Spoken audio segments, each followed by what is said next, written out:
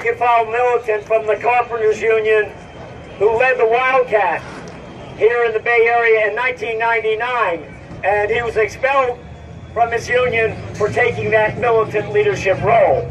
The next speaker is John Ryman. Thank you. And you know, brothers and sisters and comrades, we all know that the struggle against racism and oppression is international, and no more so than in the racist state of Israel, where just the day before yesterday, African refugees rose up against the brutality and racism that they are facing there, and they are saying there that Baltimore has come to Israel. And here in the United States, we know that we are facing a crime wave of the police and racism here, and it's one part of the crime wave of corporate America against the entire working class.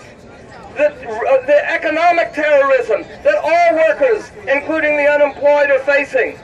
And it's about time that the labor movement entered into this struggle against police racism and police murders and brutality. And we hope that this is not just a one and done, that this rally and this protest here is part of a larger movement that will end up, or that will take the next step, not just of shutting down the port, but shutting down the entire city of Oakland. And if Occupy Oakland could do it, then labor and the community can certainly do it. And in order to do that, we need to link it up with all the other struggles.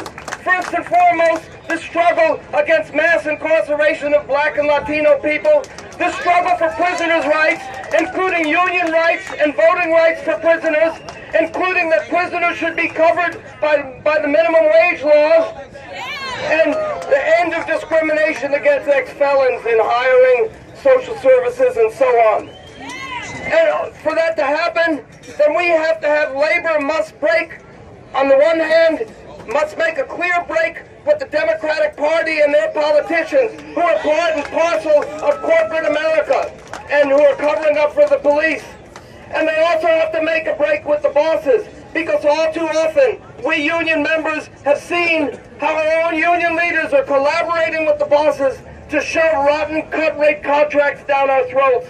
And you cannot fight for social justice in the community if you're not fighting on the job for our own members and for good wages and working conditions.